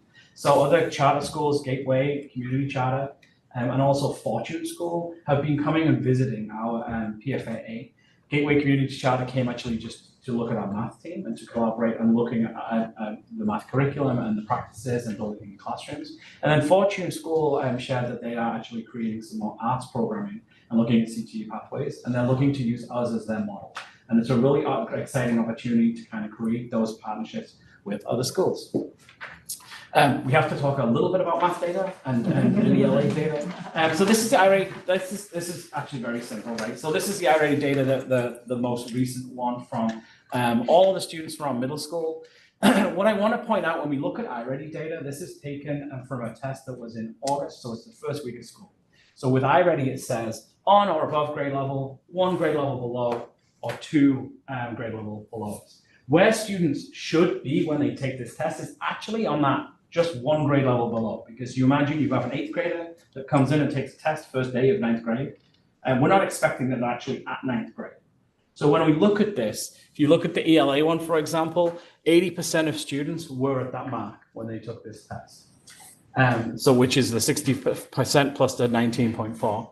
And if you look at math, which is also very encouraging, we had almost 70% of students who are actually at that spot as well. So I wanted to kind of shout that out, because the results that are coming in are gradually getting better every year after COVID. And this is one of those highlights. And the next slide, this is just digging deeper a little bit. This is tiny numbers. So let me just, I didn't realize how small this was going to look. We've piloted a whole bunch of math intervention, and we talked at these meetings before about all of them. One of them was an 8th grade math intervention class last year. And we wonder, if you look at kind of data to show, is it making any difference? So on the left is 2023, so this is before we piloted it. iReady shows growth over time. There's expected growth, expected target growth, and then there's stretch growth. In 2023-24, we saw 38% of students met their typical growth in math, and 7 met stretch growth. Now, there's a lot of factors, but once we've piloted this intervention class, and again, there's a lot of factors that are involved in this, but we piloted last year. What we saw with 8th grade is that 58% of students met that target growth, and 33% hit the stretch growth. There is a huge increase. Again, 8th grade intervention may only be one of the factors that caused that growth, but it definitely is something we want to shout out to say, this is something we're going to keep because it is working. And then speaking of things that are working, we ran a wonderful summer boost program. I think I've already spoken to you about this, but I'll summarize it really quickly. We had 70 students who signed up for summer boost. We had a team of teachers, paraeducators, and really the focus was, we identified that we were seeing a huge disparity between the 6th graders that were coming in from Star Academy and 6th graders who were coming from different schools. We wanted to try and level that playing field a little bit by saying, hey, let's go in and do a quick 2-week blast. We had ELA, math, and then social emotional. But really social emotional focused a lot on team building. It focused a lot on expectations. What is ROC? What is PBIS? What does it look like to be a 6th grader at PFAA? The feedback was incredibly positive from students, from parents, and also from teachers after Q1 who were sharing, who could actually identify these were the students that came to this program. And so it's something I'll be working with Stephanie Archibald to build on for next year, because we definitely want to make it even bigger. I think it was a huge success. And the last piece of success I wanted to show, actually, oh no, it's not the last piece. This is going way longer than I expected. We got college data back recently, which again, I wanted to share with you. So the Natomas Charter School one is on the left. On the right-hand side, I actually found the equivalent statewide data just so we could have something to compare it to. As you can see, all of the data points we're becoming really strong. And so some highlights, the UC acceptance 85 versus 77% statewide. So we can clearly see we've got a much higher acceptance rate at our school. And this data is collected over 3 years. It's an average of 3 years over graduating class. The CSU acceptance is 93 versus 86. Our graduation rate was 100%, so that's really strong. The next slide. So we've got different data on graduating A through G eligible, so eligible for a 4-year college, graduating with at least one college class. And this is Natomas Charter School, so I do want to give a shout out to Kimberly Woods and ECA, because this is not just PFAE data, but we make up a big chunk of it. And then graduating with a CTE pathway, which is something that's relatively new for PFAA, but we hit 75% of students graduating with that pathway. We're actually hoping to see that go up this year. But comparatively with the state, that they're at about 20%. So you can see that we are really kind of leading the way with the CTE pieces. And finally, we just got this news over the weekend, and I wanted to make sure that you hear it first. We celebrated these students today. 3 of our students made All-State from our music department. We have Olivia Salzberg-Rona, who made All-State actually in the Golden State Band. She's a 9th grader making All-State, which is phenomenal. And then we have 2 students, so Emmanuel Amanfor and Kayla Garcia, who made the vocal jazz choir. Why this is incredible is that is composed of 16 students chosen from statewide, and 2 of them are seniors at PFAA. So it's an incredible achievement. And we're really proud. What was really cool today is we had our 5th grade field trip. So we had all the star students and the PFA students, and these guys sang a song, and everybody knew Manny, because Manny is currently, as a senior project, is teaching students to sing jazz at Star Academy. So when we announced this is what happened, we got this like huge reaction from a bunch of families. It was a really great moment, and so it was really great to share. But I do want to shout out our music team who are doing wonders. They are doing absolute wonders, and this is just one of those pieces where we have incredible kids at our school. All right, any questions? Thank you. Thank you.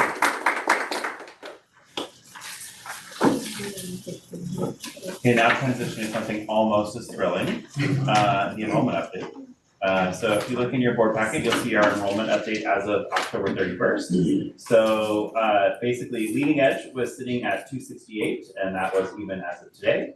PAC was at 124, now sitting at 123.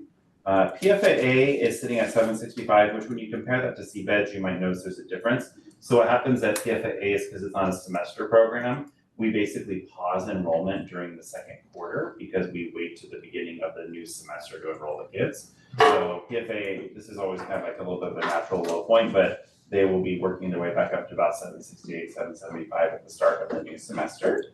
And then Star Academy sitting at 596, and then ECA is at 136 as of today. Any questions about enrollment?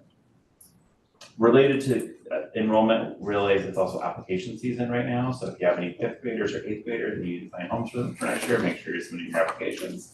As of when I last looked this morning, we had about 700 applications already. And typically we enter the lottery around 1,400, and then we usually get about 2,000 applications for the whole year. So just kind of context. 700 already is pretty good place to be. Questions about enrollment? You go on the next one? Yep. Governance handbook. So, once a year, we take a look at our governance handbook. We always do this in November because it's the month after which we've appointed any new board members typically. So our governance handbook, this was a document that was created in 2019 when I first became executive director, where we worked with an outside individual named Dr. Walt Hanline, and he helped us just sort of establish some, for lack of a better phrase, like rules and processes for how we work together as a governance team.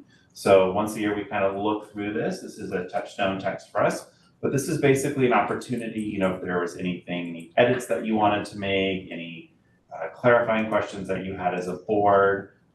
Because what will happen now is right now we're looking at it kind of in a draft format, and then any edits that you guys want to make will come back in December for formal approval.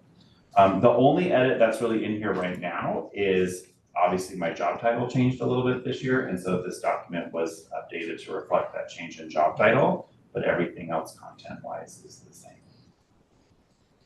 Questions? I have a question. Sure. On page 2, should that last sentence be like bullet, be in the center of the page? It looks weird to me. I looked back at all the other ones and they were there, so I was like, is that on purpose or what? But I don't think it's that big of a deal. I was Move just it. curious No, when I was looking at let's it. move it.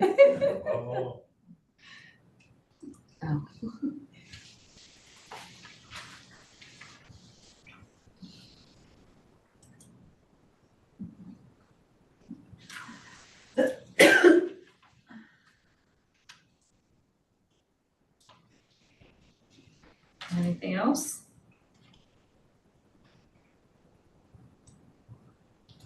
One thing to call out in here that I know I forget about, and I imagine other people forget about too, is that as board members, the goal is to be at 2 events each year outside of your child's academy. So, you know, thinking about performances that you want to attend to, graduations that you want to go to, sporting events that you want to check out, those are much appreciated.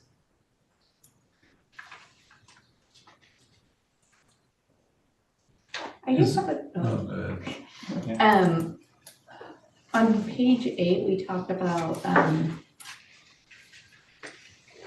the evaluation process developed and approved by the board not later than October 31st.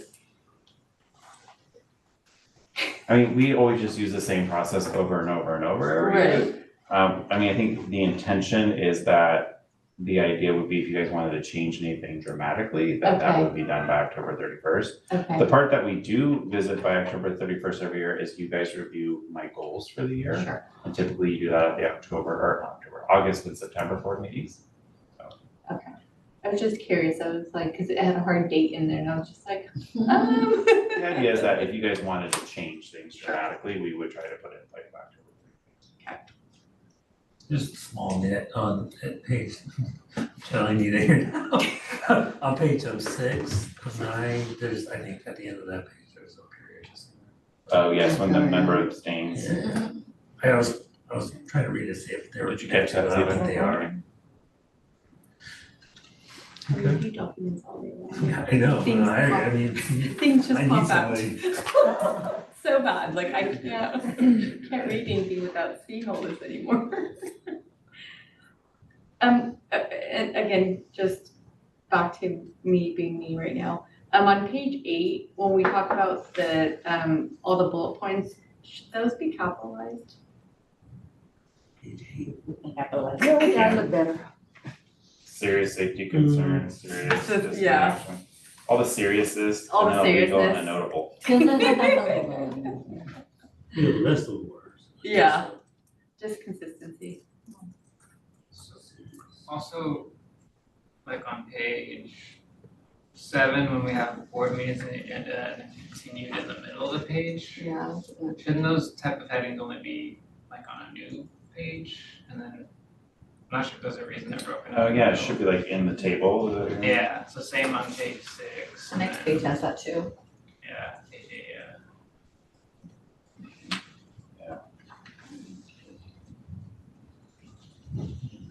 Yeah, this isn't really needed. Okay.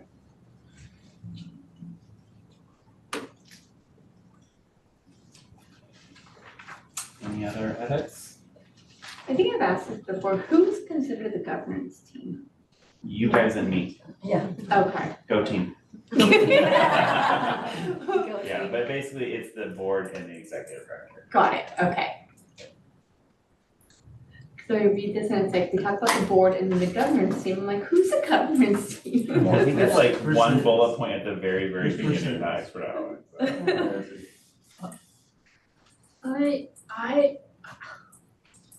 Presentations, not limited more than 15 minutes unless prior approval of the chair is received. We're trying.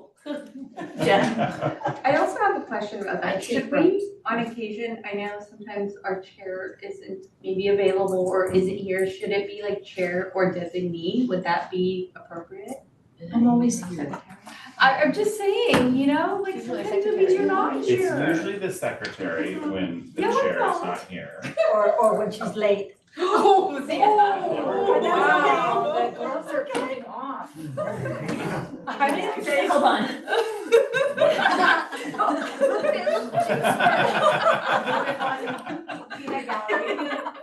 What if where it says chair, we updated to say chair or designee? Is that what you were thinking? Yeah. I mean, I know Or we Jen's say always, chair or secretary? I know Jen's always here, but what if you're not? Then what do we do? Do we just not have a meeting? I don't know. How about we do chair or secretary? There's no meeting if I'm not here. She must have not been here. We can change chair to chair or secretary. See, you think I've done a good job of covering it. That's where the designee comes into play. Chair or secretary. There's no. All right, any other updates? All right. Last item, mandatory ethics training. So Assembly Bill 2158 requires that all board members complete their ethics training by January 1st. You guys have received a couple of different options. The simplest one is definitely the Charter Schools Development Center. And so far, we have Gina, Justin, and Nita has completed it. If there's anyone that we've missed, good job, round of applause. Lead the way.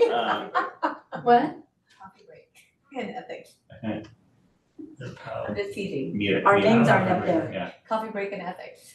Oh, They're shame, the pretty question. they are, it's sort of, that is sort of reverse shame, right? It sure is. No, we're celebrating the three people Uh, who've already celebrating, done it. yeah. It's just like getting a rock ticket. Oh. That's an extra rock ticket. They're gonna take mine away. I'm late, I don't show up, and I haven't done this. Well, I can't hear already. So make sure to complete your ethics training, because after when December 1st hits, Uh-oh. Ziva and I might be having to start phone banking you to see every day if you completed your ethics training. Oh, Ziva. And Ziva might come by as well. Don't answer your door. Yeah. Right. So- Put it down a warrant. Make sure you get that. It A will be signed one, awesome signed to one, see signed 9 names on there at our December board meeting. Yeah, right. 9 names that are December. Oh. We're almost a quorum, okay? We're gonna look at the ring. And I have some really great news for you. The legislature passed more mandatory training. Oh my But we don't have to do that until 2030, I think. Oh, good. Yeah, so we got a little. But I gotta mark my 80th year. the fiscal one, is it 2027?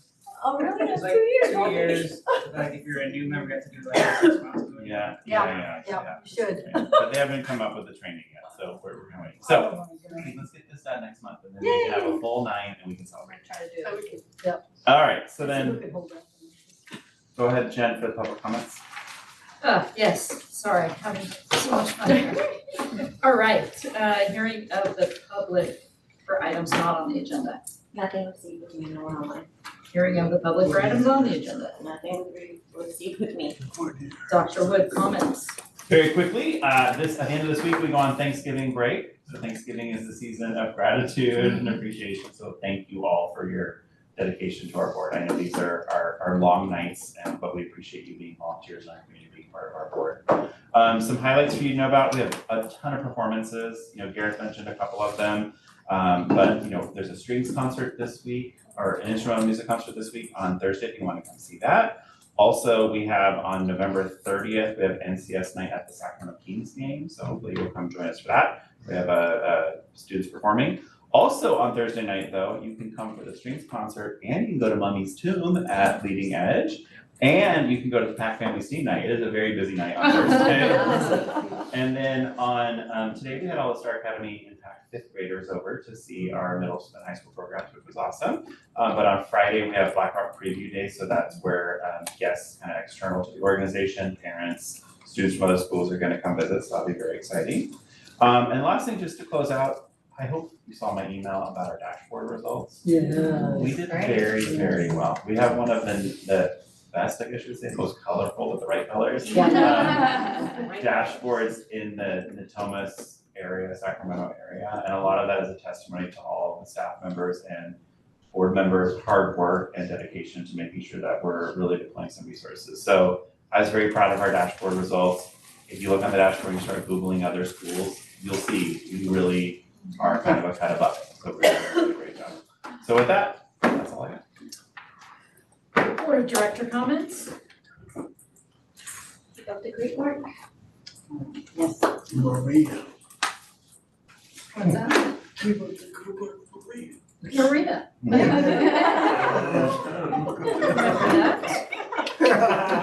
All right. All right. Future board agenda items. The one thing that will be on next month's board agenda is we will have to start thinking about executive director evaluation committee, the people that sit in on the staff interviews. So make sure you bring your calendar with you, because that'll be one thing we need to kind of hammer out, is who wants to be on committees to do interviews with staff at the end of January. All right. Anything